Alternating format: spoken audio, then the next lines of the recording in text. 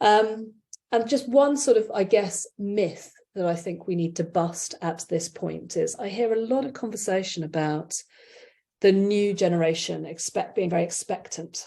So, you know, wanting more support with mental health, wanting to be able to, you know, bring my whole self to work, and not working as hard maybe, and expectations of leaders and employers being unrealistic maybe.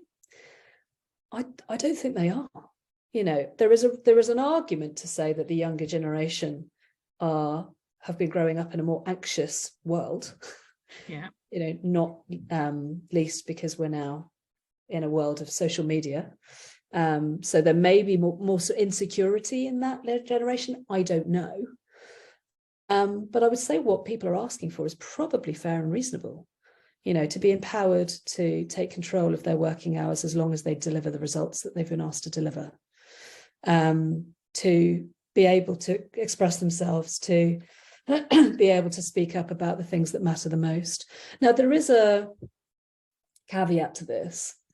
This isn't just about leaders giving people the space to work in the way that they want and to say what they want. That's not what this is about. This is about everybody behaving as a grown-up. It's about everybody being an adult.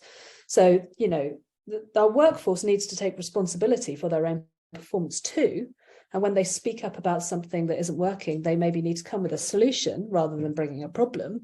It's not about criticizing and blaming everything that's going on around you. And maybe that's part of the maturity curve, is how do we as a workforce bring problems in a constructive, solution-focused way so that we can have a really good quality conversation about it so that it doesn't lead to defense. So that's a learning for everybody. But I think that it's too easy to say that the new generation coming through just want too much. You know, it is what it is. They want what they want. And actually we need to prepare as organizations to get ready for that. And leaders need to understand what that means. And that requires leaders to do some work. And actually, I personally think that if you're going to take on a role as a leader, you also have to make a commitment to doing ongoing personal development on yourself.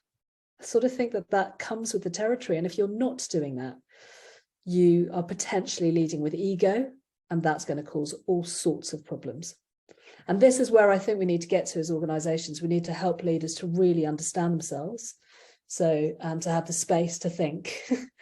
And I think that's where we need to take leadership development. And of course, that's, you know, how we've developed and how I've developed over the last few years, is that we're now trying to help leaders to really understand themselves so that they can lead a better life, you know, for themselves and the people around them.